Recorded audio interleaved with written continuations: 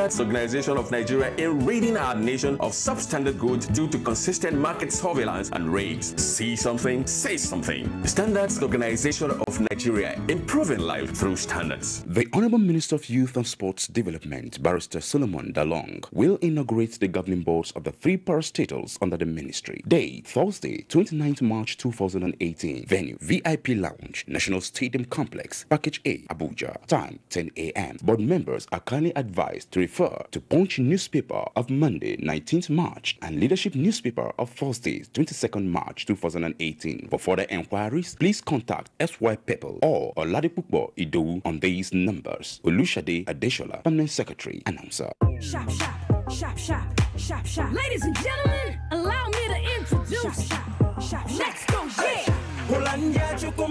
Oh, yeah.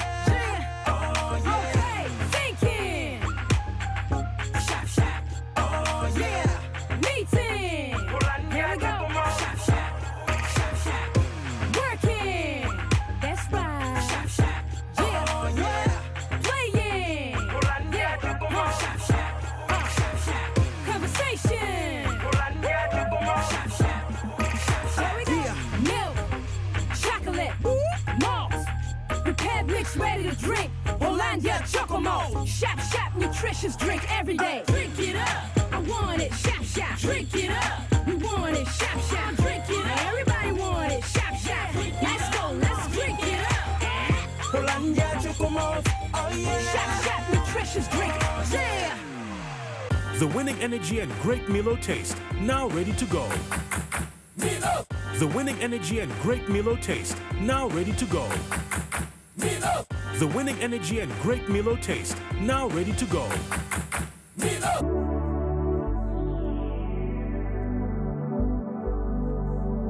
Do you know that the Nigerian police now operates in the best international practices of policing? Do you know that the Nigerian police has been restructured to be more accountable and responsive to all your security challenges? Now, what the police demand from you is your trust, your collaborative efforts by providing necessary information about criminals and their activities in your neighborhood. Be vigilant to achieve our creed as we promise. We shall police the country based on international core values of policing with integrity. We shall ensure that rule of law prevails in our actions and activities. We shall respect diversity, display courage, show compassion, and demonstrate professionalism. We shall operate within the principle of democratic policing. We shall shun corruption, and we shall make Nigeria safer and secured under the leadership of IGP Ibrahim Otum Idris. Let the wind of change blowing across the country chase away crime for the benefit of our society. Yes, the Nigerian police says this change must come with peace and tranquility.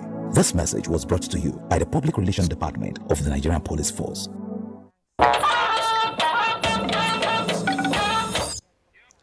Still on the tenure elongation issue, the APC leader Bola Ahmed Tinubu says President Buhari's position at the INEC meeting saves the party from serious legal turmoil.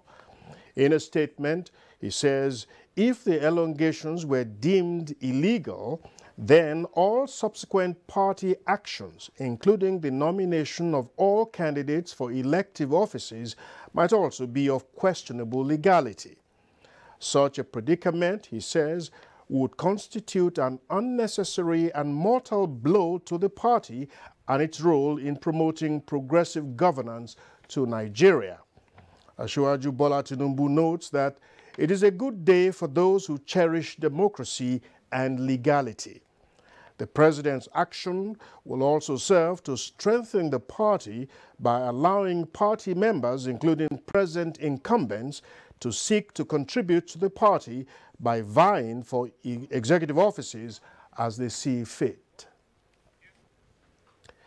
Mixed reactions have continued to trail the apology tendered by the opposition People's Democratic Party to Nigeria for what it calls its past mistakes. In this report, political correspondent Abdullahi Garba Kudu reviews some of the events that led PDP to its present status and what Nigerians are saying. For 16 years, People's Democratic Party ruled Nigeria from 1999, when it had 28 governors, majority in the National Assembly, and of course at the center. The party, however, began to shrink, leading to its failure in 2015 elections when it lost the center and was only to 11 governors. Part of the reasons advanced for the failure of the party include alleged looting of the treasury, especially when the country boasted of high foreign reserves, the deterioration of security situation, as well as impunity and lack of internal democracy in the party.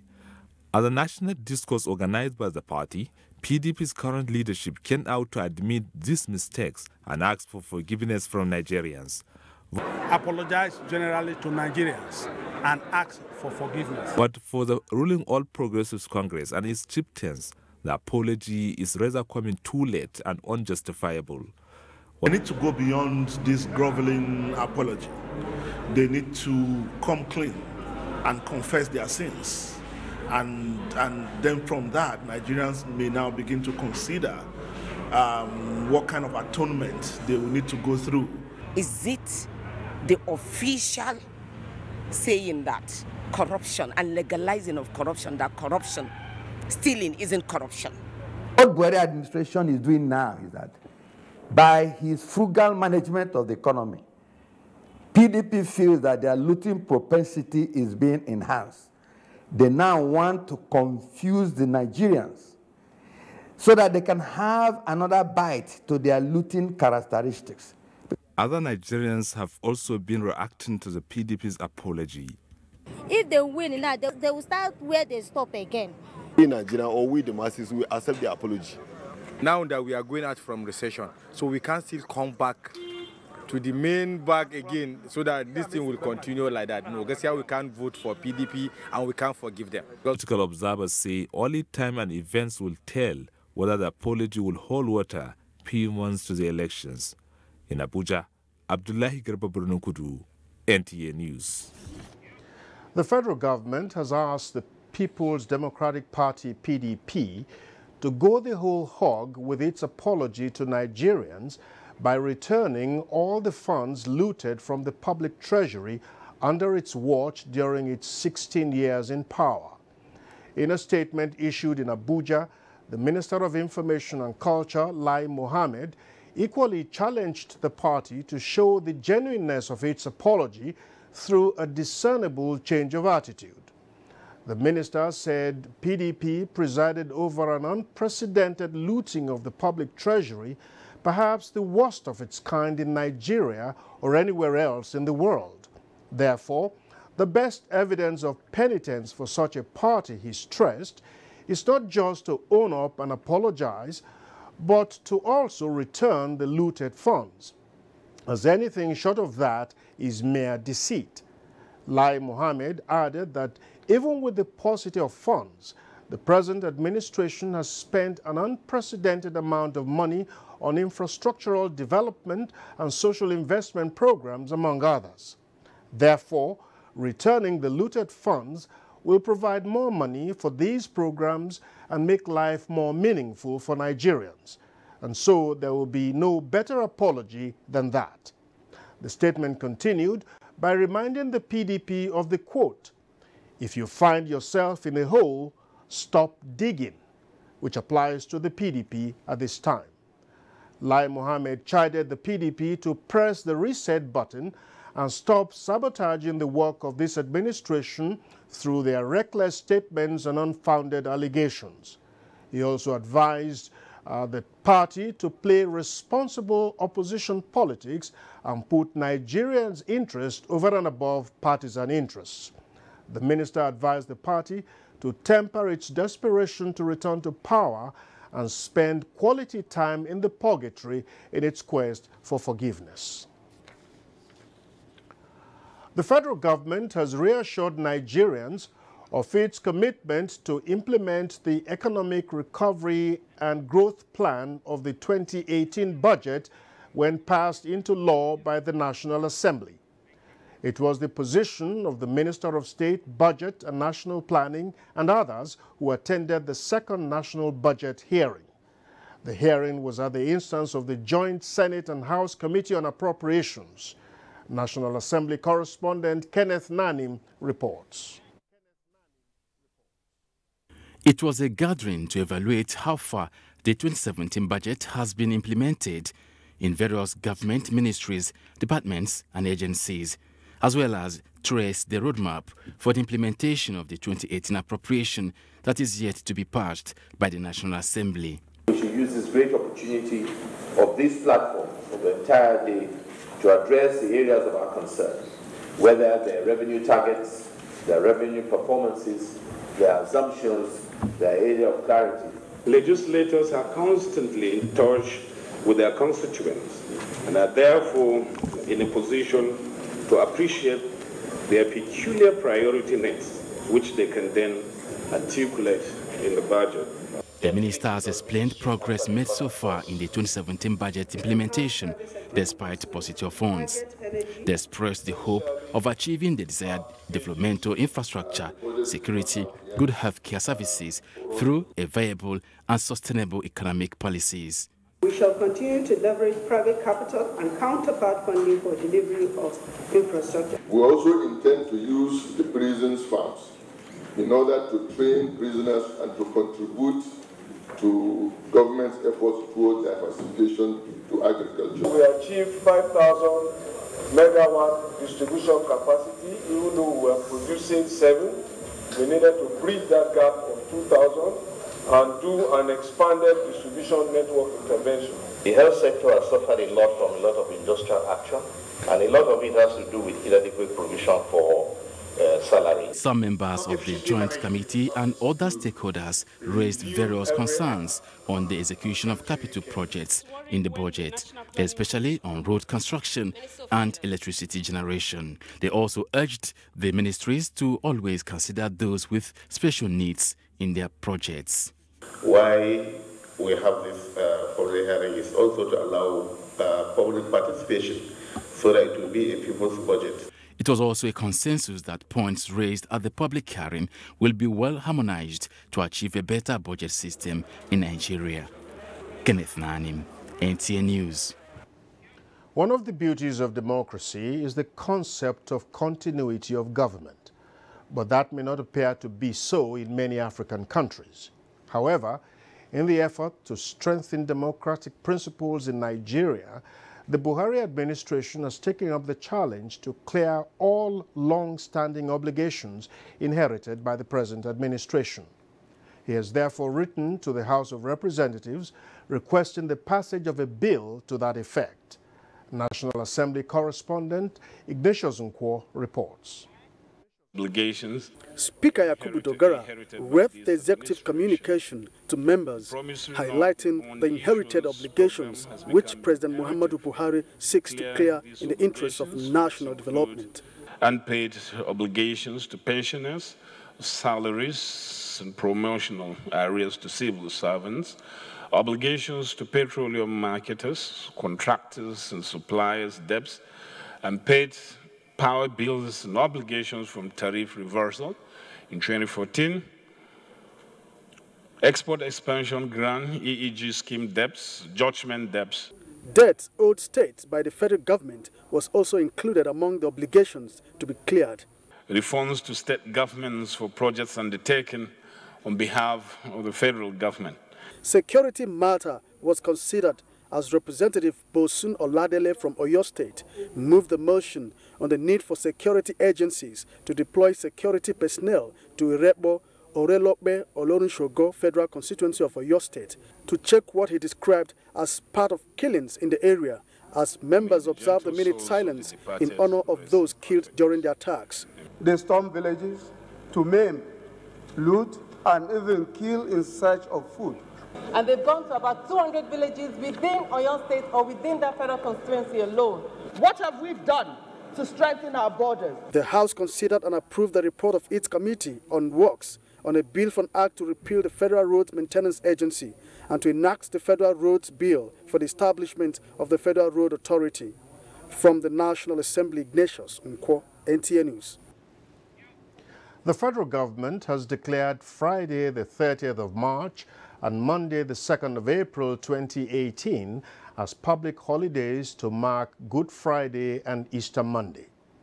A statement by the Ministry of Interior states that the federal government has enjoined Christians and Nigerians in general to employ the spiritual ethos of Easter to ensure unity and peaceful coexistence, while urging Nigerians to remain supportive of President Muhammadu Buhari's administration in his efforts towards building a peaceful, united and prosperous nation. Nigerians are implored to use the occasion to pray for the peace and unity of the country. For more news making the rounds now, let's join our Lagos Network Center where Elizabeth is waiting.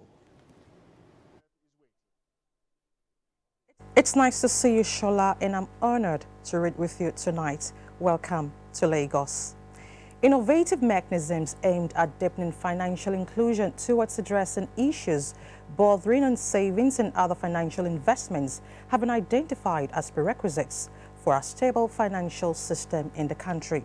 This was among the submission of the Body of Bank CEOs at an event tagged the Shared Agent Network Plan, Deepening Financial Inclusion in Nigeria. Abolade Salami reports. One of the major objectives of the meeting of the Chief Executive of Banks in Nigeria was to sensitize Nigerians on the need to take advantage of the various investment opportunities in the financial sector. The chairman, Body of Bank CEOs, who is also the Group Managing Director of Access Bank PLC, Albert Wigwe, says the Shared Agent Network Plan is geared towards deepening financial inclusion by bringing Nigerians closer to formal financial services and address issues that would trigger economic growth and development. We can reach out to the financially excluded. They can have access to financial services. And I'm not just talking about transacting. I'm saying they have access to insurance, they have access to pensions, they have access to remittances and all of that. Now, once that is done, what you will find is that overall, in terms of the system, the entire banking system, you will see greater financial deepening, which will support the GDP of our country. The Body of Bank CEOs submitted that the Shared Agent Network will also promote direct link to access finance that would lead to improved income, poverty reduction, and stable financial system. It's a network that's not going to be rolled out by one bank. It is using the model that the central bank put together years ago. When you come into the formal system, you then start to develop the ability to access loans for your business or your individual needs. And you know that in some jurisdictions, that segment of the society contributes about 60–70% to GDP and employment generation. The professional body, however, expressed optimism that the initiative would drive an improved and effective citizens' participation in economic and financial growth in the country. In Lagos, Abolade Salami, NTA News. Minister of Finance Kemi Adeosun says the federal government will continue to explore developmental opportunities in Islamic financing to attract foreign direct investment with a view to repositioning the private sector as key driver of its economic growth and recovery plan. She stated this at a two-day Africa Islamic Finance Forum organized by her ministry in partnership with Islamic Corporation for the Development of the Private Sector in Lagos. Musa Tolia reports. Minister of Finance Kemi Adeosun, who was represented by the Director, International Economic Relations Department, Aliu Ahmed, said the Islamic financial system provides innovative sources of investment needed by the federal government to raise capital for large infrastructural projects and to boost SMEs' access to financial services. She, however, urged the Islamic Corporation for the Development of the Private Sector, ICD, to establish a long-term commitment with Nigeria to enhance the capacity of the financial sector.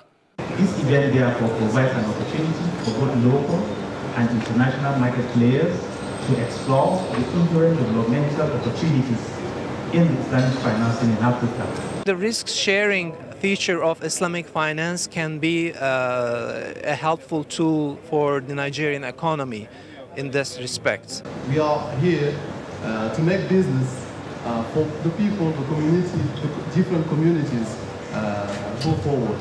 High point of the event was the signing of an MOU between the ICD and 3 financial institutions in the country. We are going to be focusing those institutions that provide employment, provide new jobs, and added value to the economy. The forum moved into sessions where Islamic insurance, business networking, and infrastructure financing were discussed in Lagos. Musa Toliat, NTA News. You're still watching NTA Network News. More reports ahead after this time out. Stay with us.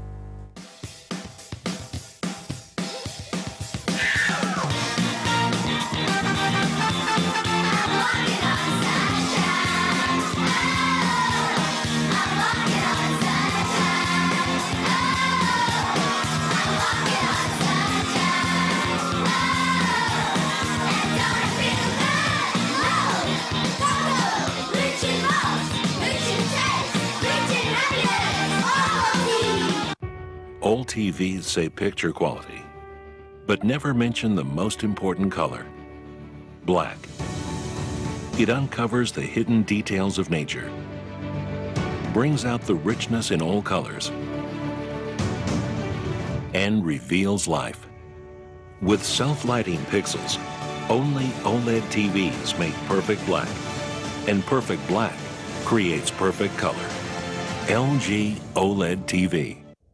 Cadbury Hot Chocolate 3-in-1, a delicious combination of rich cocoa and wholesome goodness of milk. Just add hot water to get an instant chocolatey treat that delights your senses.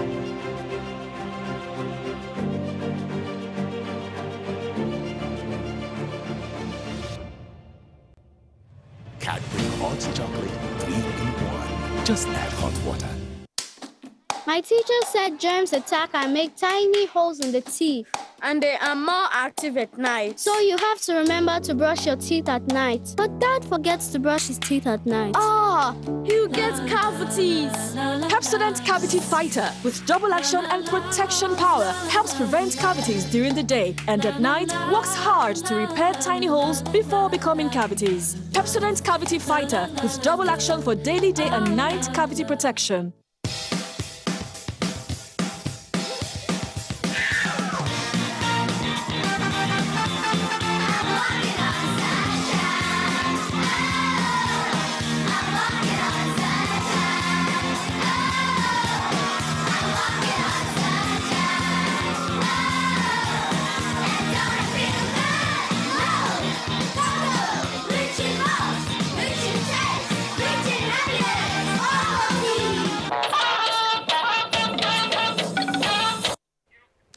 Welcome back.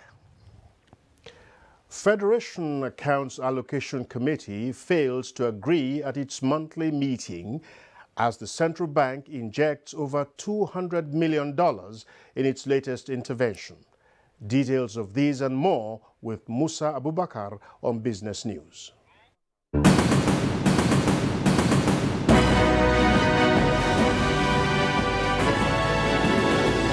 Hello, welcome to Business News. The Federation Accounts Allocation Committee, FAC, failed Tuesday to conclude on the monthly meeting scheduled to distribute revenue in the month of February. The meeting, which was chaired by the Accountant General of the Federation, Ahmed Idris, saw the rejection of figures presented by the NNPC. In finance and accounting, when you hear of reconciliation, it means figures do not tally as presented by different sections. We believe that the figures are supposed to be much more than what is limited to Federation account for sharing to the 3 tiers of government. The Central Bank of Nigeria Tuesday injected $210 million into the foreign exchange market. Figures obtained from the Apex Bank indicate that wholesale sector of the market got a boost of $100 million, while the small and medium enterprises and invincibles sectors each got $55 million. Acting Director, Corporate Communications Department of the bank, Isaac Okorofo, said the intervention were in continuation of the bank's commitment to maintain stability in the market, as well as enhance production and trade. Equities on the Nigerian Stock Exchange continue on a downward trend Tuesday as the market fell 0.51% to close 41,243.24 basis points, while market capitalization stand at 14.8 trillion naira. Nestle, GlaxoSmithKline and FO led the gainers table. Seplat, Mobil, and Total top losers chart. That's it on business news. The bulletin continues. 40 persons have been presented with 500,000 naira each to improve their businesses. A foremost Niger Delta activist and philanthropist, High Chief Mike Loibo, made the gesture as part of activities to mark his birthday celebration. Chief Loibo said giving back to society is one sure way of reducing poverty and unrest in Burutu local government area of Delta State. Music from a live band with synchronizing dance steps of the people highlighted the atmosphere of joy and excitement at the birthday and empowerment event. An array of personalities from all walks of life graced the occasion. It was a program designed as a means for humanitarian expression, intended to reduce the pressure of citizens' dependence on government on issues of empowerment.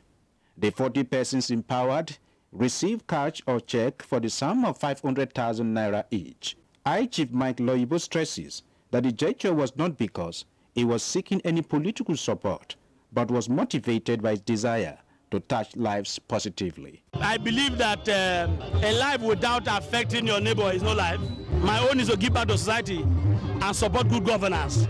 And that is why I will always encourage our people to maintain the peace and always support the government of Mr. President, because we are happy that he has brought the Maritime University in Accra, Koko. We are really proud of him. We are happy. I want to sincerely thank Mike Loibo. You have challenged so many of us. This sincerely calls for sober reflection. Beneficiaries who were overwhelmed and appreciative promised to use the money for the purpose it is meant. High Chief Mike Loibo is a philanthropist and frontline Niger Delta activist who believes in a peaceful and stable atmosphere for development to thrive in the region. From Tumo community in Burutu local government area, Aya, Brazil, NTA News. We now take you over to Maiduguri Network Center where Mohammed is standing by. Hello, Mohammed. You're on. Thank you and welcome to Maiduguri. Buhari Campaign Organization, in collaboration with Borno State Government and Walwane, have unveiled paddy rice pyramids sponsored by President Muhammadu Buhari's administration through the federal government Anko Bora scheme. The event, which took place in Maiduguri at Idirama Square, attracted dignitaries and farmers from across the state. Memuna Garba reports. This is the first time since the Granite Pyramid in the 1960s that Nigerians are witnessing pyramid of rice, an indication of boost in agriculture and the president's efforts in sustainability of local rice production in the country. Governor Kashim Shettima appealed to the federal government to expand the Anko Borowa program to accommodate more farmers, as the state government has similar scheme to promote wheat and rice production. As we move on with this Anko program, which has become a success, we shall increase it to as many as 500,000 people. Some stakeholders commended the federal government agricultural initiative and called on Nigerians to support the scheme. There's hope for Nigeria. Nigeria is so blessed. It shows clearly Mr. President is working. We are just saying that there is much hope for Nigerians under the administration of General Buhari. This will lead us to self-sufficiency in this country. Trying to now dramatize practically what the government of President Muhammadu Buhari means to make sure that food is available to all Nigerians. They are targeting about 100,000 farmers here in Borno. We want to empower the youth. Meanwhile, Governor Kashim Shettima has inaugurated an edifice donated to Maiduguri branch of Buhari Campaign Organization by Mohammed Shettima Saleh. Maiduguri, Maimuna Garba, NTA News. Following the reopening of Maiduguri-Bama Road, Borno State Government has concluded arrangement to resettle over 120,000 internally displaced persons in Bama town next week. Secretary to Borno State Government Usman Jiddashua disclosed this while briefing the press in company of the Transition Committee of Bama Town. The report is here presented. Bama local government area, one of the largest in Borno State, is one of the worst hit by Boko Haram insurgents, leading to virtual destruction of the whole area, displacing the residents who had to run for their dear lives 4 years ago. Today, Bama has been rebuilt, and the plan to resettle the residents by Borno State government followed the restoration of peace, a fallout of resolution of State Security Council meeting where Governor Kashim Shettima solicited cooperation from all stakeholders. According to the SSG, the first phase of movement will commence on Monday, 2nd April 2018, and IDPs who have been shortlisted to return would be accompanied by their district and ward heads with adequate security. Adequate security would also be provided for them by not only our conventional security agencies like Army, Police, SSS, and civil defense, but also by vigilante groups and hunters. The Presidential Committee on Northeast Initiative, PCNI, has also been urged to commence implementation of the Bama Initiative, which seeks to reconstruct and develop infrastructural facilities of Bama town and environs. That's all for our contribution. It's back to Abuja. You taught me well. The senator representing Taraba South in the National Assembly, Emmanuel Boacha, has executed part of his constituency projects at the Federal University, Wukari, Taraba State. National Assembly correspondent Kenneth Nanim reports that the projects are targeted at promoting research findings, science and technology, and other academic activities in the institution. Inadequate facilities in most tertiary institutions in Nigeria has become a major challenge for research development in the country. With the inauguration of the Boacha Memorial Central Laboratory Complex, donation of additional 3 brand new vehicles to the 4 earlier donated to the institution, and the upgrade of the ICT facilities at the University Staff School, Senator Emmanuel Boacha is now in the vanguard in the government drive to revamp education in the country for greater productivity.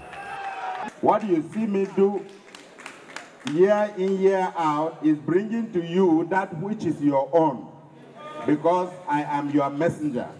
With the required laboratory facilities now in place, the universities were repositioned for research work and training that will promote every facet of the economy, especially the agricultural sector, in line with the diversification policy of the federal government. Citing such a facility in the university would also be historically relevant for disposal of such projects. Senator Boacha has also attracted other projects to his constituency, such as the 500 kV transformer at the Wukari GRA and the ongoing installation of motorized borehole facilities in 6 communities. These are the kind of leaders we are expecting to have that will bring more development to the coming generation. At a town hall meeting, Senator Emmanuel Boacha also unveiled ongoing scholarship and empowerment programs under his constituency projects. He urged his constituents to remain law-abiding and join hands with the federal government in finding solution to the security challenges in the area. Kenneth Nanim, NTA News. The Senate has refuted allegations in the social media and some national dailies that legislators from both chambers of the National Assembly are soliciting for bribes to pass the budgets of ministries, departments and agencies. National Assembly correspondent Dennis Adegunloye reports that this followed a point of order raised by Senator representing Delta North, Peter Nwoboshi.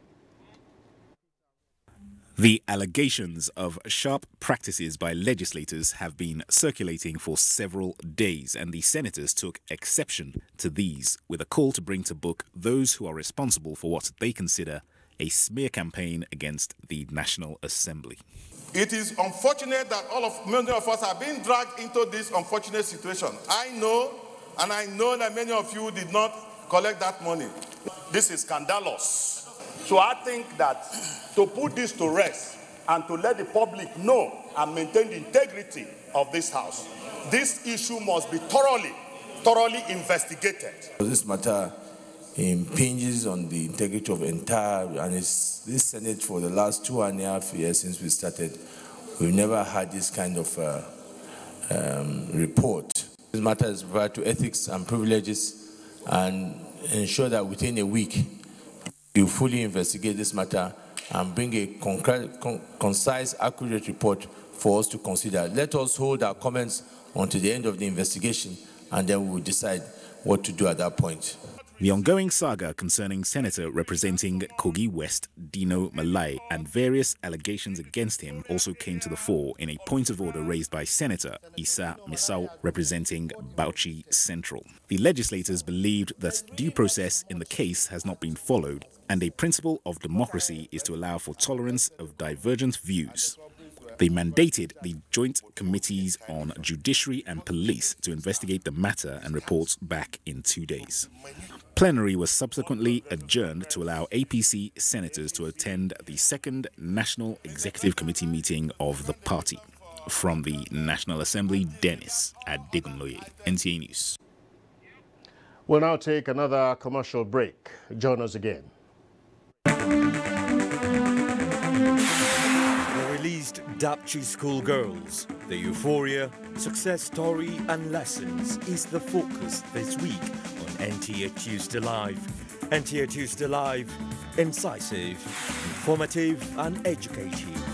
Don't miss it. Ayodeji Makinde now takes us through a sports update. As the countdown to the 2018 FIFA World Cup in Russia continues, Super Eagles intensify efforts aimed at excelling beyond the round of 16 record at the showpiece. However, the Super Eagles head to Russia without one man, Carl Ikeme, who toyed for the squad in the early rounds of the qualifying campaign but now sidelined with leukemia. In the meantime, some executive members of the Nigeria Football Federation on Monday who visited the goalkeeper at the Christie Clinic in Manchester where the 31-year-old is being treated, assured that he will be fully captured in the team's financial benefits. There is this thing that Carl Ikeme brings to the table, this confidence, his stature, his posture in between the stakes give us this kind of confidence. And we thought since the exit of Vincent Yama, Carl Ikeme was easily slotting into that number one position. Flying Eagles will on Wednesday play the second leg of their friendly match with the Junior Pharaohs of Egypt at the Burj El Arab Stadium in Cairo. Nigeria's under-20 men's team on Monday played out a goalless draw in the first leg of the tune-up game. The match is the first international friendly since Paul Aigogun was appointed as head coach. Enyimba International Football Club square up against MFM midweek in a rescheduled matchday 11 fixture due to the club's continental engagements as title holders Plateau United return to Jos against the informed Yobe Desert Stars. Away from football, Venus Williams will next test a might against Daniel Collins in the quarterfinal of the Miami Open after the 37-year-old ended Britain's Joanna Konta's quest with a 5-7, 6-1, 6-2 victory as she continues the bid for a fourth title at Key Biscayne, Florida. With sports update, Ayodeji Makinde, NTA News. And sports update brings us to the end of Network News tonight. My name is Shola Omoli. Let's do it again tomorrow.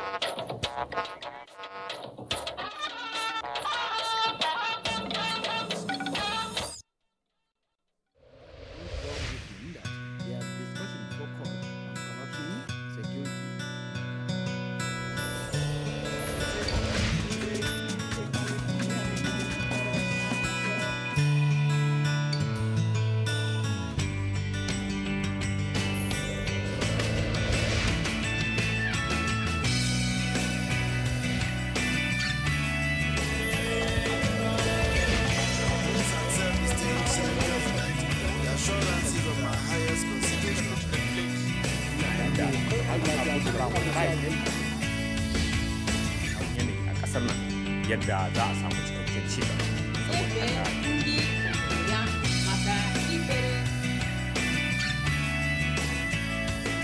ìwàásù ẹni ọ̀wọ̀ ní kólà tó fún ó ní ó yẹ kí àwọn ènìyàn súnmọ́ Ọlọ́run kí á sì máa.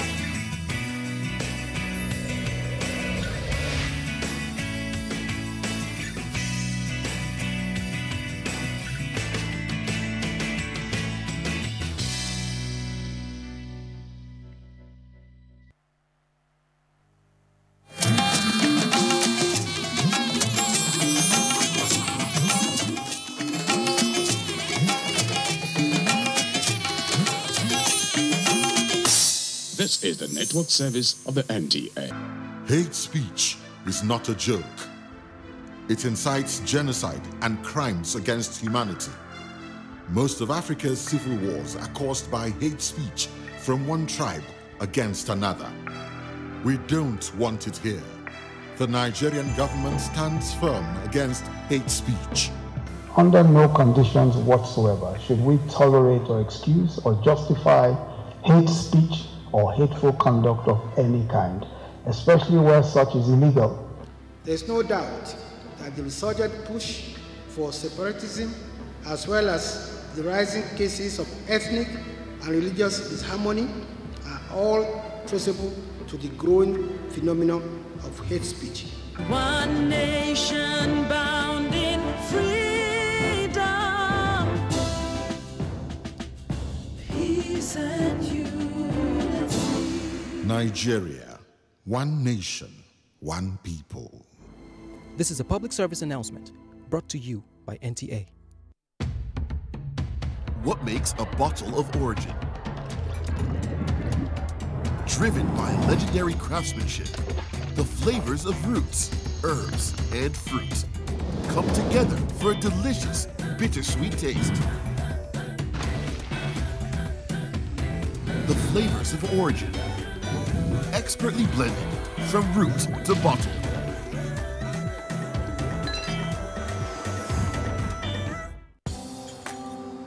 Can I see your particulars, sir? Officer, my particulars no dey here. In that case, you'll have to come with me to the police station. Officer, which levels? Where I for find you something make you take arrange your weekend. What? Offense number 1, driving without particulars. Offense number 2, trying to bribe an officer of the law. I won't harass Nigerians or take bribe. Change begins with me. This message is brought to you by the National Orientation Agency in conjunction with the Federal Ministry of Information and Culture. Nigerians. Suicide bombers are not spirits. They are not ghosts. They are human beings like you and me. They live amongst us. They are your neighbors. They are your friends today, but terrorists tomorrow. So you must know your neighbor now. Security begins with you and me. Know your neighbor. Be vigilant. Be security conscious. Report suspicious persons, objects, and movements to the police and other security agencies. The security of our nation is a duty for you and me. If you see something, say something. Nigeria, unite against terrorism. This message is brought to you by the Federal Ministry of Information and Culture.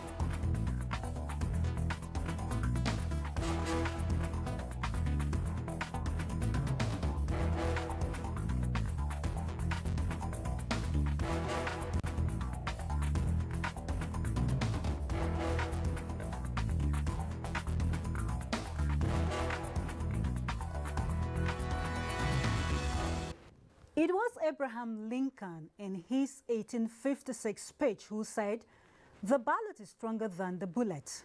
In other words, emphasizing the place of democracy in the lives of the people. To Theodore Roosevelt, however, a vote is like a rifle. Its usefulness depends upon the character of the user, meaning democracy cannot succeed unless those who express their choice are prepared to choose wisely. As an integral part of the electoral process, an obligation and duty of a citizen, one's vote confers legitimacy on a government. Therefore, education is a real safeguard of democracy. It is less than a year to Nigeria's 2019 general elections, and expectedly, the electoral scene is busy. From debates by the National Assembly on rescheduling of the election order to the 68 registered political parties seeking INEC's approval and the continuous voter registration, it is a mixed grill. Considering the place of a single vote in some cases as the decider between a win or defeat, the possession of the permanent voter card in Nigeria after due registration is critical. This edition of Dateline 360 therefore zeroes in on citizens' readiness for the 2019 general elections against the assertion that democracy only works when people claim it as their own. Welcome, as always. I'm Hawa Salihu Adama.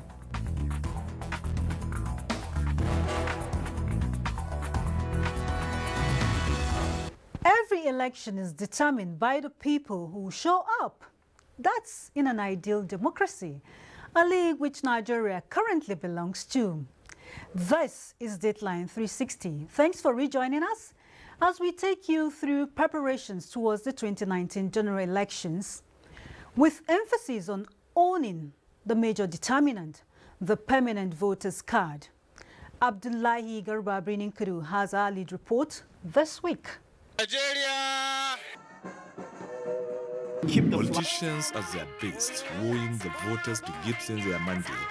These campaigns, as usual, come with lots of promises, some repeatedly said but not fulfilled, while others are fulfilled to the satisfaction of their followers. But as Nigerians prepare for another round of elections, come 2019, what should be the deciding factor for choice of politicians that will satisfy the yearnings and aspirations of the electorate? This way is for the Nigeria to shun corruption, and to be honest, anybody that comes with money to give you to vote for him, don't vote for him.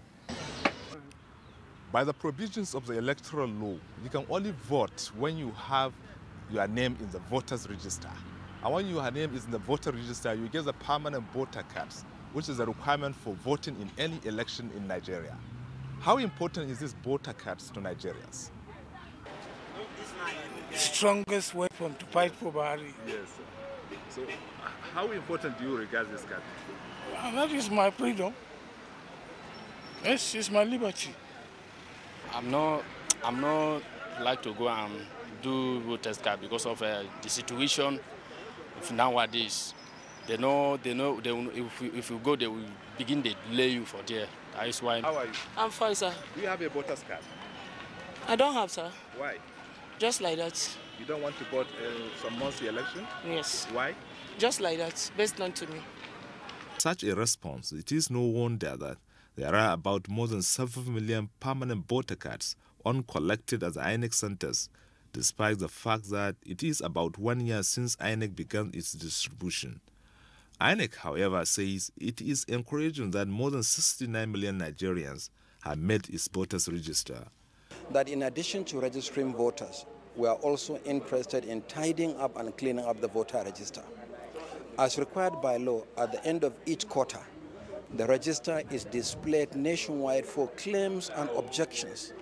Let citizens look at the register and tell us, are there ineligible persons on the register?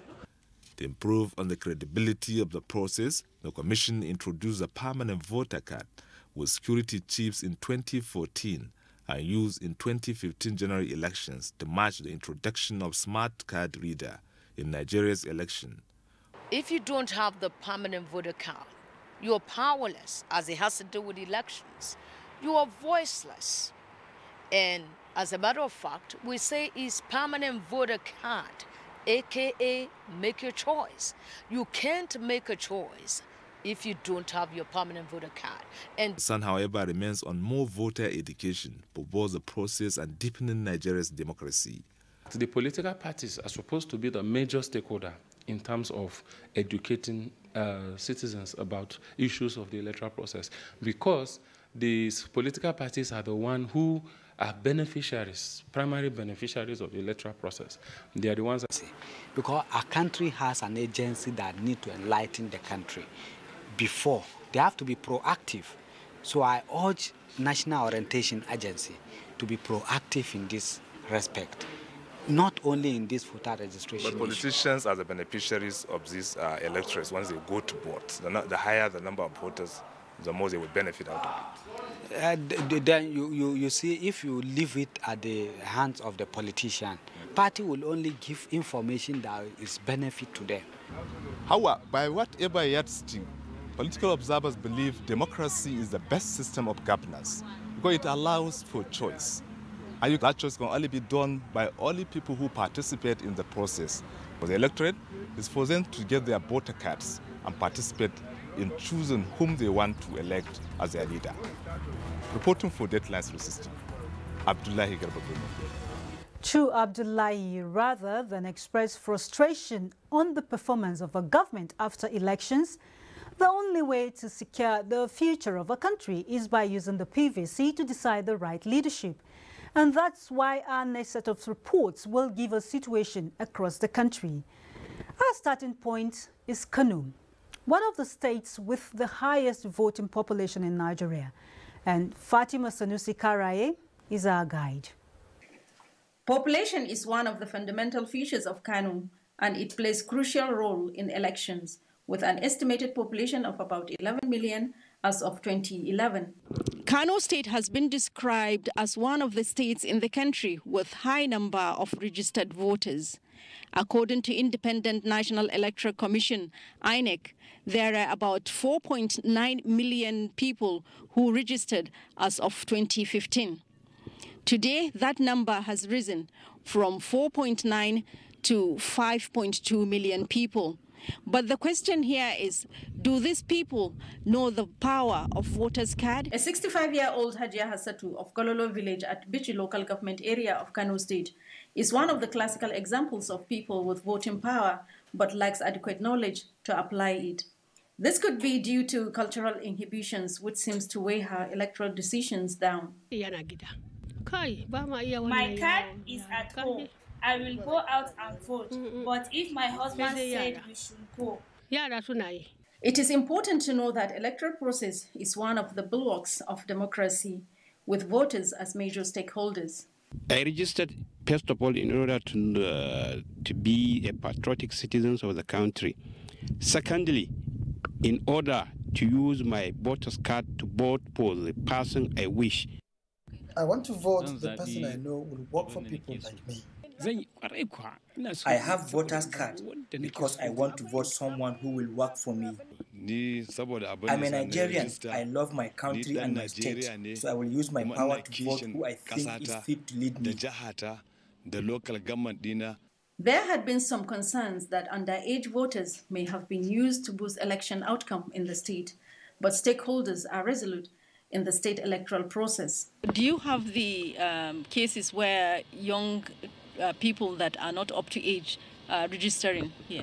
No, we don't have any of that kind of cases like that under 18. We don't have any children or any pure person who has been registered in our local government. Independent National Electoral Commission in Kano is working hard to change the tide of voter apathy so that the likes of Hajia Hassatu can appreciate their voting power to change the political landscape. Then could you just talk a little about this voter apathy? Very often you hear that, well, even if we go out to vote, our votes do not count, for a simple reason that there is a perception that elections are likely to be manipulated or to be rigged in a way that voting doesn't matter. I think over the years we have seen improvement, and I think the confidence is being regained. This effort may come to a note if eligible voters who are registered fail to collect their voter cards, as currently there are more than 250,000 unclaimed permanent voter cards, which are in the custody of INEC in Kano. Here in Kano, people are taking the advantage of the continuous voter registration to obtain their permanent voter card ahead of the 2019 general election. I have gotten my own. I hope, Hawa, you have gotten yours too. In Kano, Fatima Sanusi Garai, Deadline 360.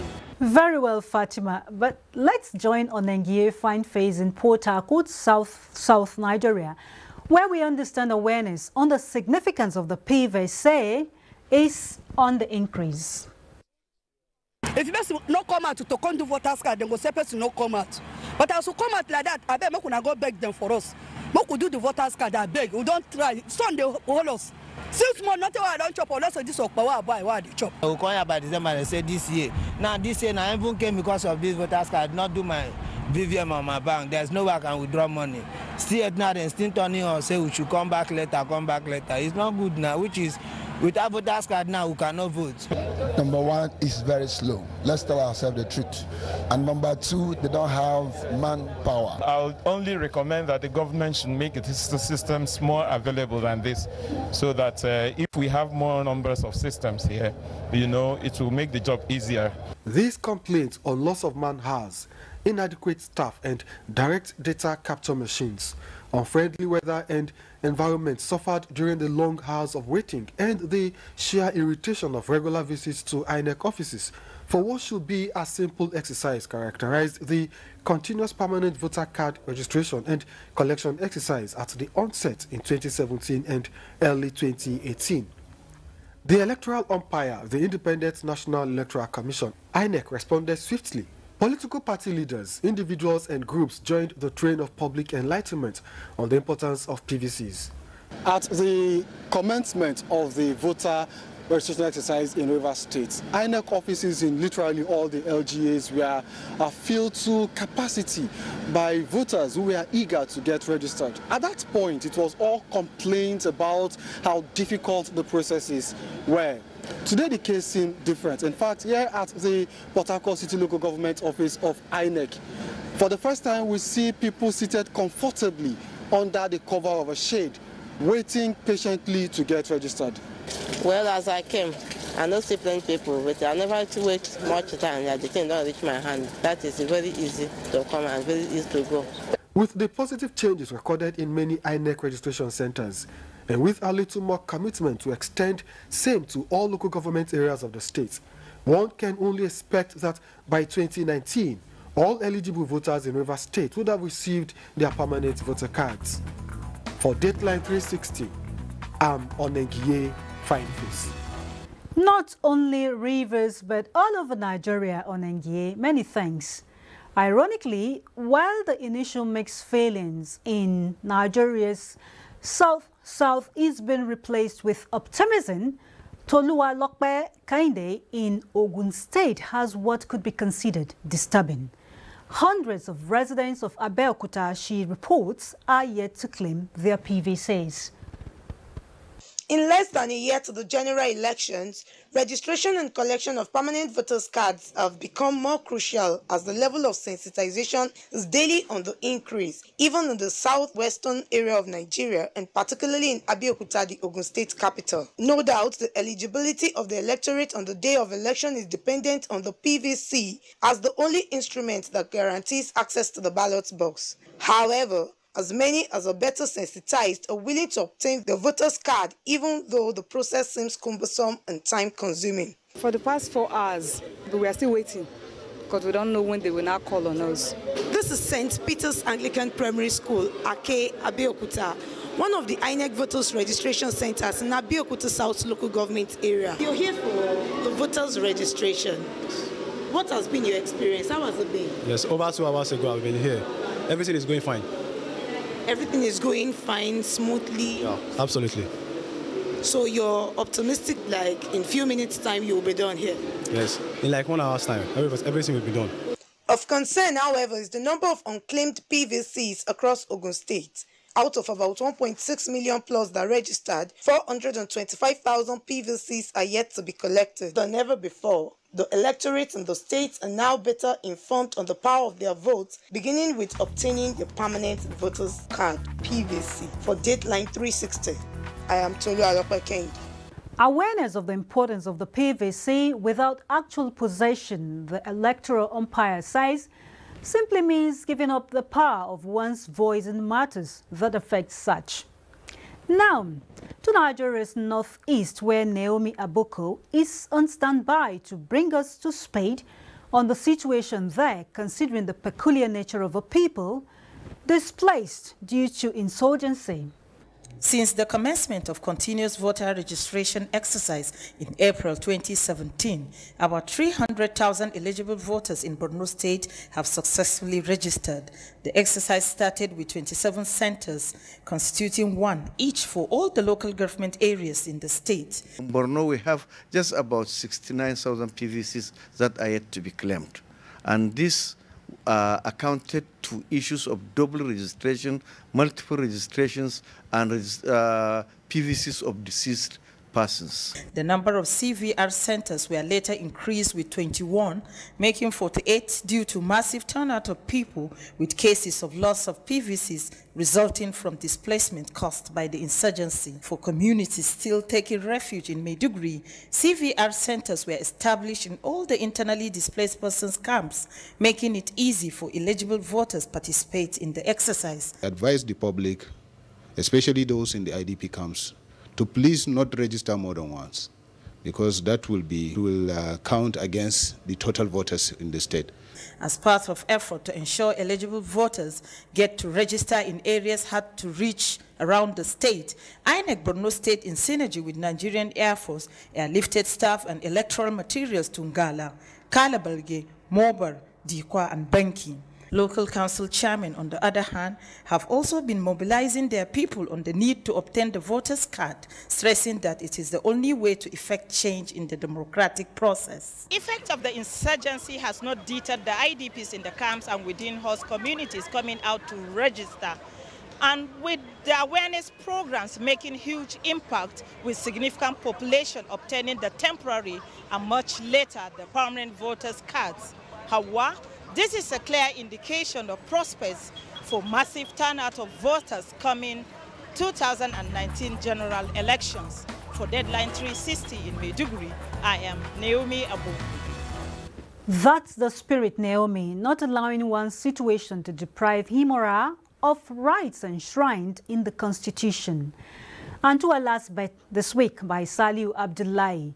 The focus is on the role of stakeholders in the electioneering process to educate and empower the electorate to make informed decisions regarding candidates.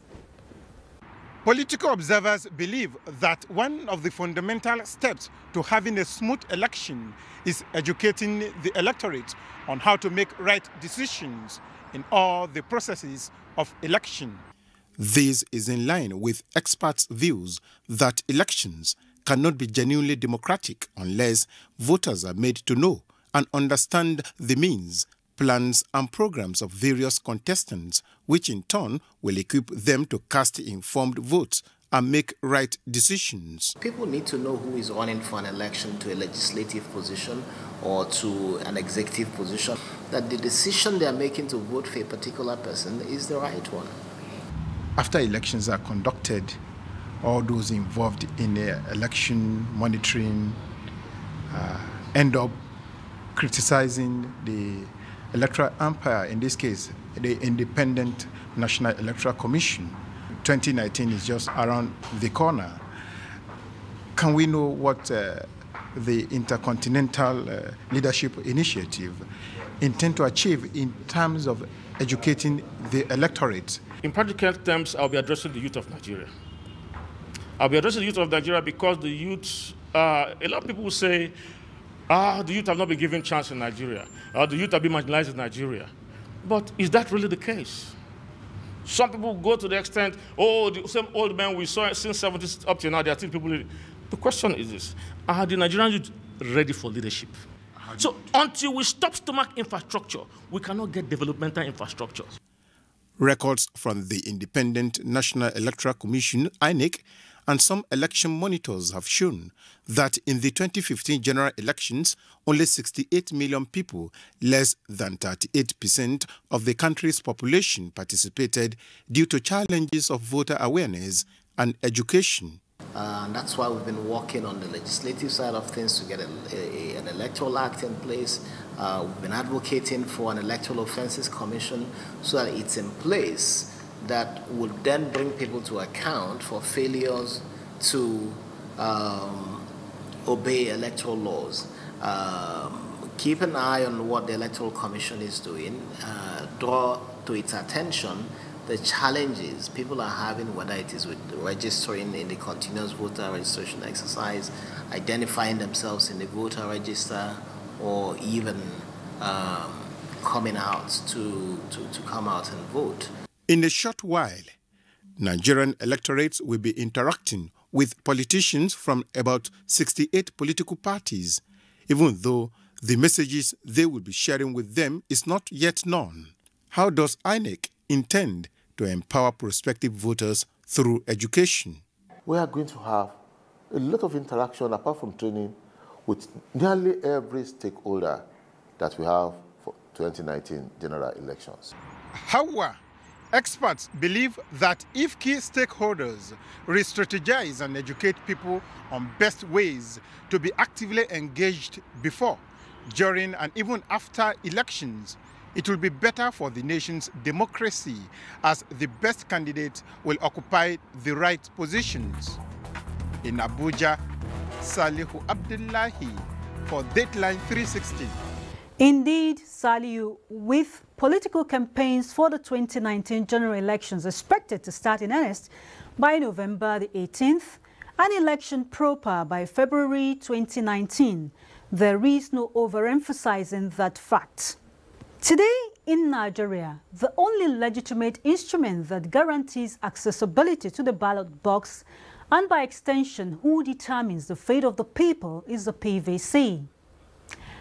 What's your PVC status? Be part of this conversation through our platforms, Dateline 360 at nta.ng or at NTA News Now. Thanks for being part of this edition. But remember, your vote is your power. Use it wisely. Many thanks and bye for now.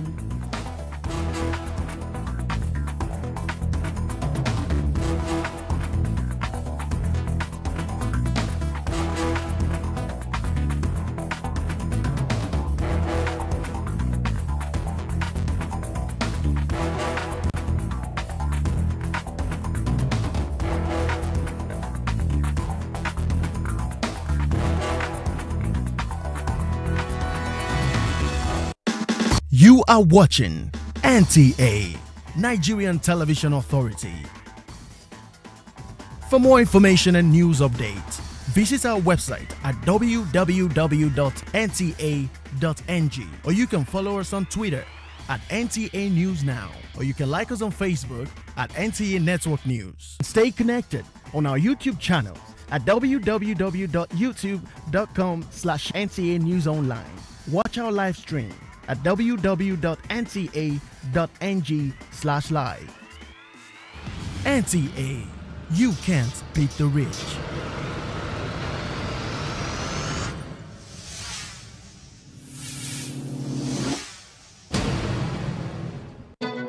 NTAE brings you the best of entertainment. I thought I was being sarcastic. I went on to do other productions. Everything music. Hear what Richmond is saying. If you look at the platforms of for a particular product, they call a new school playing. That's in the hot, we go carry the hair go come and got the smell. Somebody's sad, you feel it. I love you, just a little. I know this. Chop, they are already washed. Age is all a mindset. Delicious. To a president. They depended on Jesus. What else can I do? Get a shower cover and dancers. Watch these programs and more on NTA Entertainment Channel 105 on Star Times. NTAE, your one-stop entertainment channel.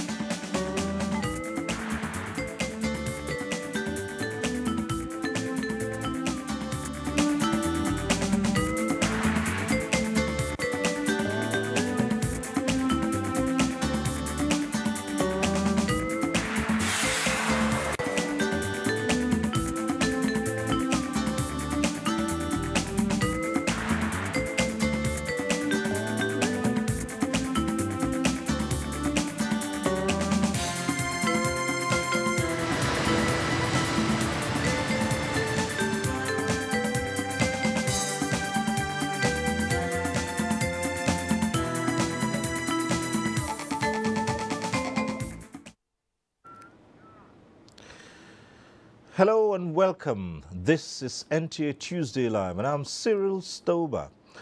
Our Nigerians are basking in the euphoria of the release of the Dapchi girls who were held in captivity for 31 days.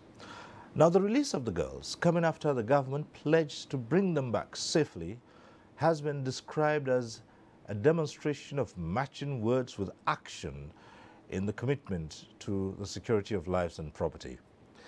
Now, it has been categorically stated that there was no swap and no ransom paid, but negotiation that is globally accepted and practiced. Now, what are the lessons that can be drawn from this, and what import for the remaining Chibok girls who are still in captivity? These are some of the issues we'll be raising tonight after this report by Adibola Brookslyn Sunday. The abduction of the girls no doubt brought back the painful memories of a similar event in Chibok in 2014, which took the doggedness and political will of the Buhari-led administration to rescue most of the girls. All over traditional and social media, the news was trending. Both Nigeria and her friends were asking, why are the girl child the target of the insurgents? In demonstration of his administration's proactive nature, President Muhammadu Buhari ordered the immediate search and rescue of the girls. Not left any stone unturned in making sure that the girls are rescued. Following the directive, the Nigerian Air Force flew about 50 hours in a surveillance drive that covered northern fringes of Borno State and bordering Niger Republic. We are very optimistic that whatever we are doing will ultimately, by the special grace of God, lead us to where these girls are, and so that they can all be rescued and reunited with their family members. Few days later, the Minister of Defense, Masoud Ali, led other federal government delegation to Dapchi to deliver a message of hope and commitment of President Buhari towards ensuring the safe release of the girls. The visit of the delegation paid off as the girls were released after 32 days in captivity. And this was a cheering news for Nigerians both at home and abroad. Following their release, the president ordered some ministers to move to Dapchi to take charge of activities. The government steps attracted commendations from Nigerians and some of the nation's friends. I really commend the government of Nigeria, to make all this effort to bring them back. The first step and it's a good one, and I really congratulate the government of Nigeria. Very happy for them. And I think schools should create more tight security.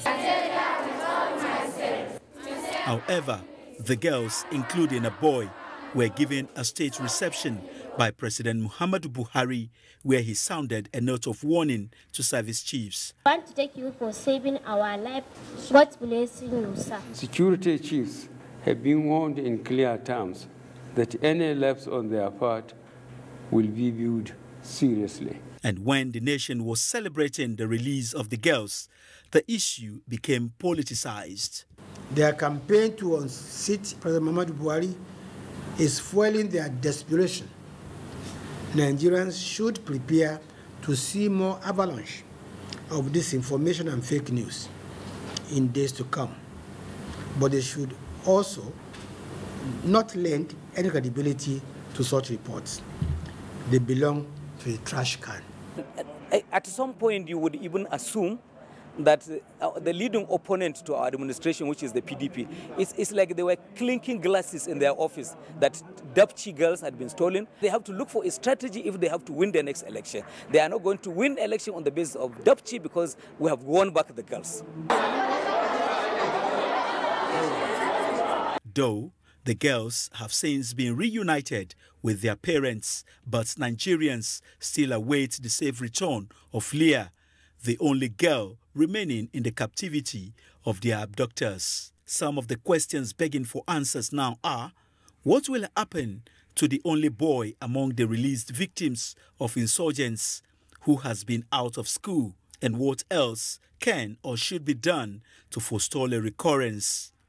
Adebola, Brooklyn Sunday, NTA News. All right, that report sets the tone for the first discussion we're having tonight. By the way, tonight it's a double deal tonight because we're going to be having two topics. But first, let's bring you to the first issue we're dealing with, and that's the release of the Dapchi girls.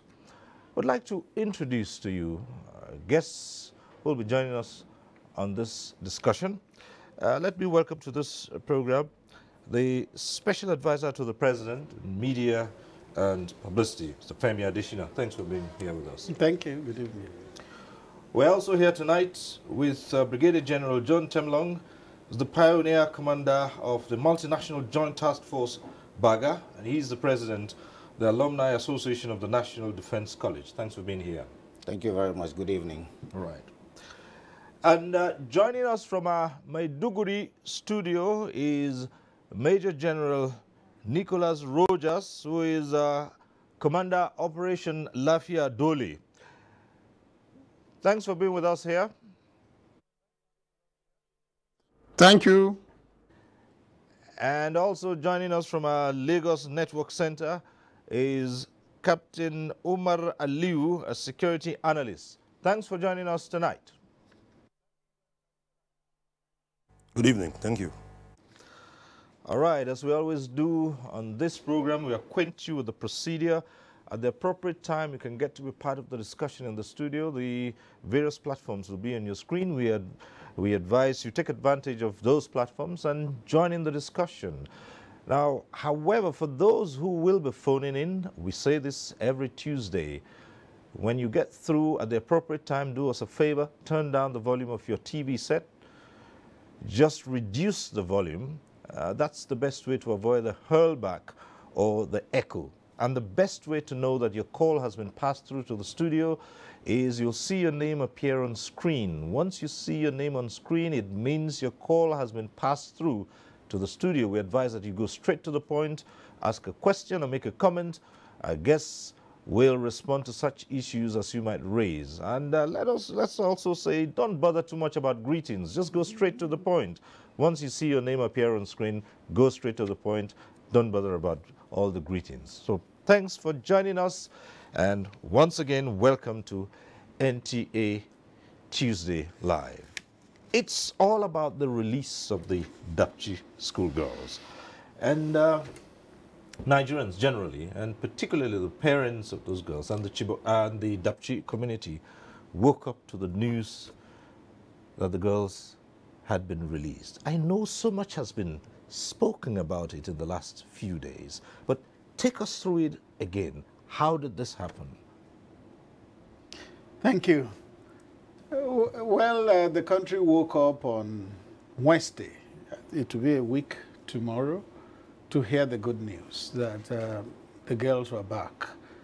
According to the negotiators, the release was to take place on Thursday, but the insurgents decided to bring them in on Wednesday. And they did it at the first light of dawn, so that Dapchi itself woke up to see the girls in the center of town. All those who say it happened during the day and who have been passing pictures around on social media just created those things. Because the truth is that at the time the girls came, you couldn't have taken any sensible picture. And of course, the way Boko Haram came in full force, nobody would wait to take pictures. So all the pictures that are circulating are just make-believe. They're not real pictures. So they came very, very early, dropped one girl in, I think, Gaydam, because that was where she came from. And as they were passing through, she must have indicated that that was her own area. They dropped her. And then they went to Dapchi and dropped the remaining. From there, it became public knowledge that they were back. Right, okay, but as you've just explained, why so many issues were raised about that was people thought, well, if the insurgents decided to bring back the girls, no one had any inkling. Now, was that part of the negotiation as to grant safe passage to the insurgents so that they could come in, drop the girls, and then leave without any challenge whatsoever? Yes, it was part of the deal.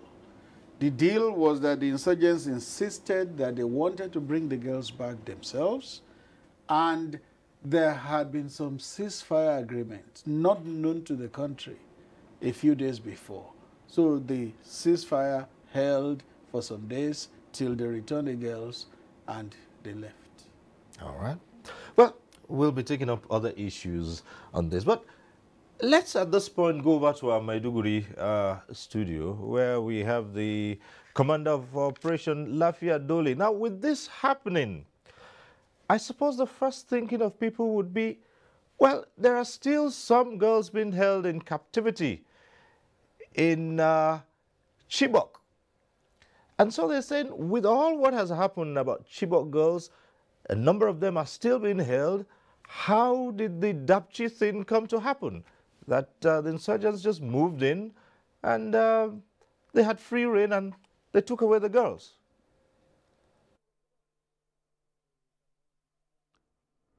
Well, thank you for this question. What happened was that we are deployed across the theater,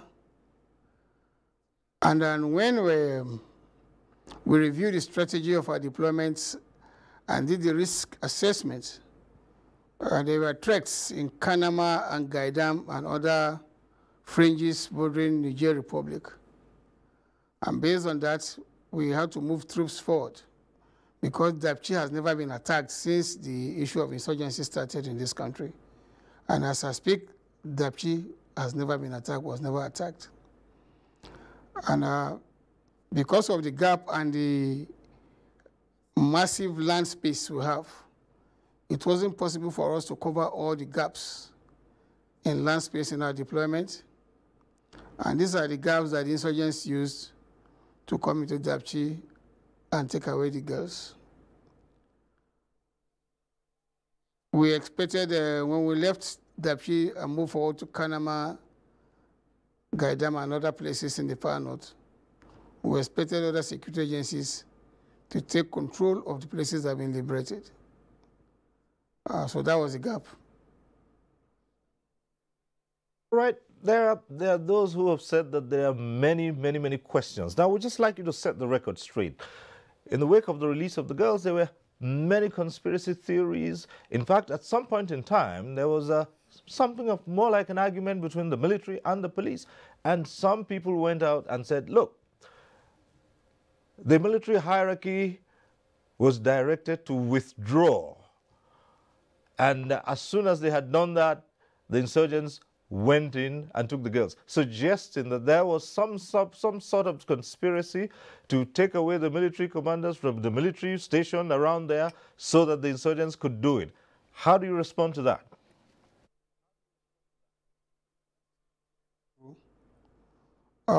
For those who don't have basic military knowledge, they can say that, but that is not true. Deployment in the theater is based on threat analysis and for us to deal with the situation and the challenges of the insurgents.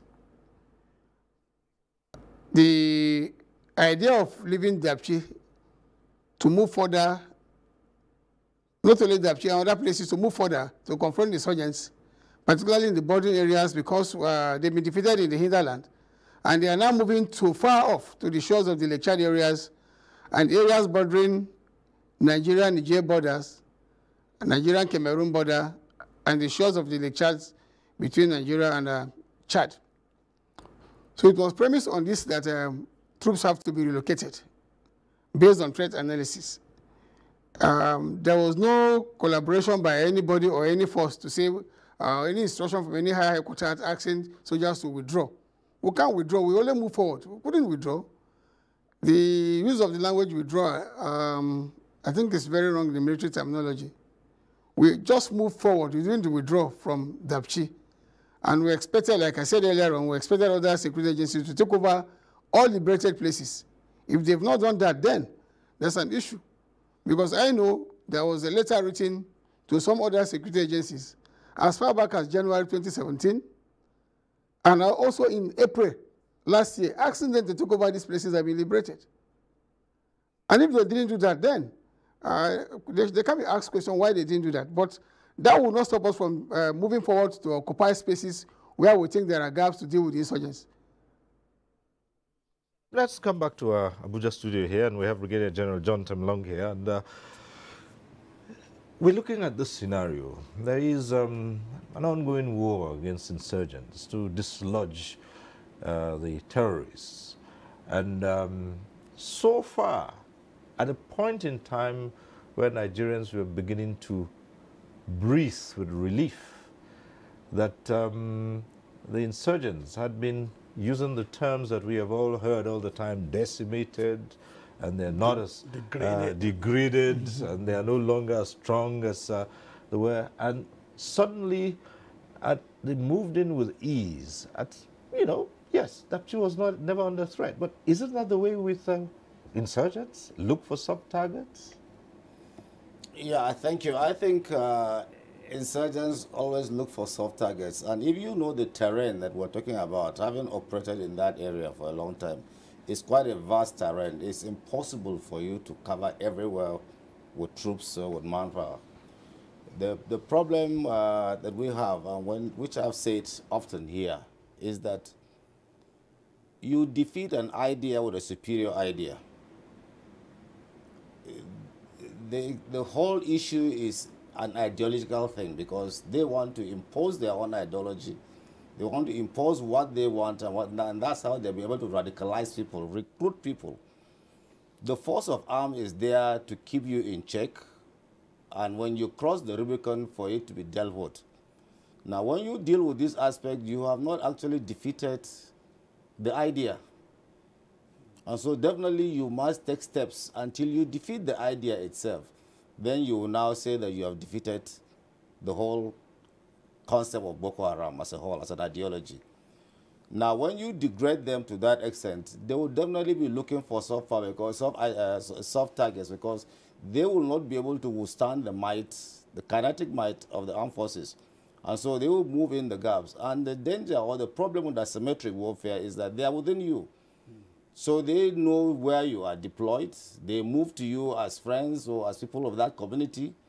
They're carrying out recce. They go back and see where the gaps are, and they infiltrate into those gaps. And as the cadet commander said rightly, is that when you do a threat assessment, you continually evaluate the security as you move on, as you fight. And when areas have become less threatened, you move forward to confront where you think, or where you have been given information, or where your intelligence have told you that there are threats there. So it's normal for the military commander on ground to move and relocate his forces. Nobody will sit down here in Abuja and start telling him to deploy his troops here, here, here. No, it's not done that way. He has been given an assignment there in Maiduguri. It is him who will now do the appreciation and estimate of the situation in that place and deploy his troops accordingly to combat those troops. So nobody will sit down here in Abuja, the commander-in-chief or the chief of defense staff or chief of army staff, and say, put one soldier here, put one unit here, put one unit here. Then it means he's no more in command. Then it means they're commanding from here. So for every action that is going to be taken, then he has to wait there. So it's an abnormal in military operations. Once you are given your task, you are given the resources to accomplish that task, it is your responsibility to deploy your troops accordingly to deal with the tasks and achieve the objective that you have been given to achieve. So the problem is easy for them, bearing the vastness of that area, and in the absence of technology that we don't have, which is supposed to be a force multiplier. Because if you have technology, then technology can cover areas that you are not physically on ground and be able to relate to you. So that force multiplier is missing. Because if you had eyes on the sky, eyes in the sky, it would have been easier for the commander, whether he is in Maiduguri or he would have moved to the front line, to be able to see and monitor all the gaps and all the areas in this area, to see the movement and infiltration of terrorists to the areas they are going to do. So definitely we have to bring in technology as a force multiplier in this crisis, and it has to be what it should be in the future. Definitely we must look at technology. The idea of human manpower, yes, is there, but technology must take the lead. All right. Let's go back to our Lagos Center now, and Captain Umar Aliu was there with us, and you know, we put the same questions to you. We just had the Brigadier General Temlong talk about technology, and with all this happening, you have a situation where just about every Nigerian has become a security expert overnight, and you hear all kinds of comments. So put this in perspective for us, please. Well, ever since the situation happened, I'm talking about the kidnap of the Dapchi girls, social media has been agog with as much and as many narratives as you can imagine, narratives bordering from the ridiculous to the incredible and all that's in between. And that's not unusual when you have platforms where people can go and talk free. From my end as an analyst and in my consults, we pull this cesspool of narratives and we begin to kind of look at them from a dispassionate perspective and just see what exactly the stuff is and what the distractions are. I'll recommend that to all our military, paramilitary, and the allied agencies. There is no room or need for denials, neither is there room or need for acceptance, but there is actually room for us to look at what is being said and glean off what we can from it. Now, going into the issue of what General Temlong said, we cannot, and I say again, we cannot begin to hold that ground you call the Northeast until we are able to establish what you can call an absent presence in areas where physical manpower cannot be deployed. What do I mean by absent presence? You can call it virtual presence, and technology encapsulates all of that. You cannot begin to spread our soldiers across the vast terrain within that theater of operations. And because you cannot do that, what you require is to have, as the general said, force multipliers. And these force multipliers come in various forms, one of which is to have what you can call a virtual presence, a virtual area, bird's-eye view of the terrain. And there are enough options and solutions for doing that. Options that can actually pick people the moment they transcend or exceed certain numbers. Options that can pick movements. Options that can even pick vibrations, as in vibrations that can be made by 5, 6, 10 vehicles in areas where on a good day you shouldn't have vehicles. These things are very key to assist our troops drive the momentum of their missions. So if we decide to actually go get our girls released and those little loopholes remain open, you're going to see what I call a recycling of the scenario. What is a recycling of the scenario? The insurgents will never take the Nigerian armed forces in pitched battles again. That's what being decimated and degraded means. That does not mean they've been obliterated. And we agree as security practitioners that a chain can only be as strong as its weakest link. So you can expect the insurgents to take you from that weakest link. So what we are looking at today is where we can begin to strengthen the weak links. And it's not about the army alone. When we talk about the Northeast, most people just think army. No. other sister security agencies, down to even security practitioners at the local level of traditional rulers and their security, their local native security teams, they all have a role to play. But then this role has to be enforced, has to be leveraged by giving the core arms of our fight in the Northeast the required technological edge on the situation as they will require. We'll return to you in a moment, but back here with Mr. Femi Adesina.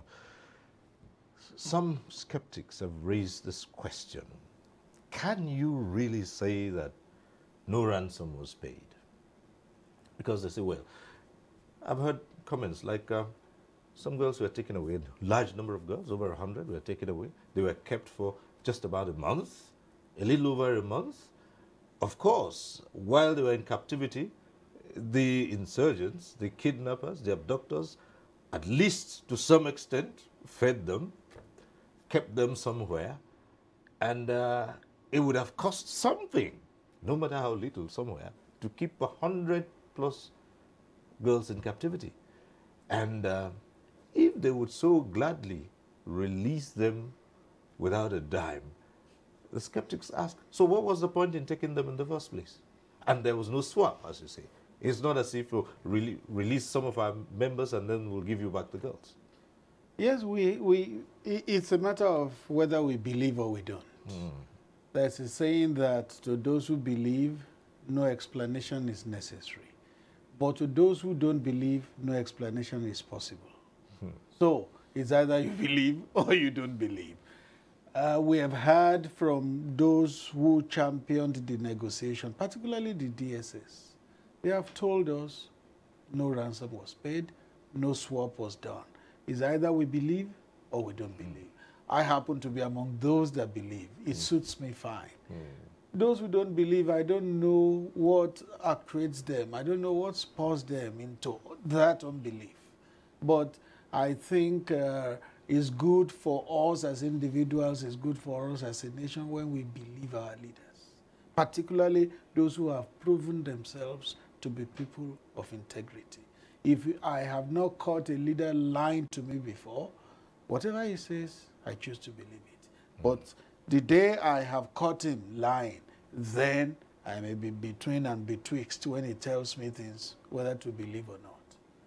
We do have some Nigerians who say they want to know the details, and yet you hear security experts tell you that there's nowhere in the world that the details, the fine details of negotiation can be released to the public, and that these are highly sensitive and security issues that cannot be in the open.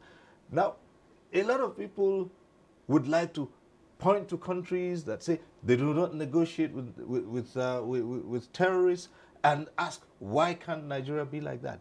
What do you say here?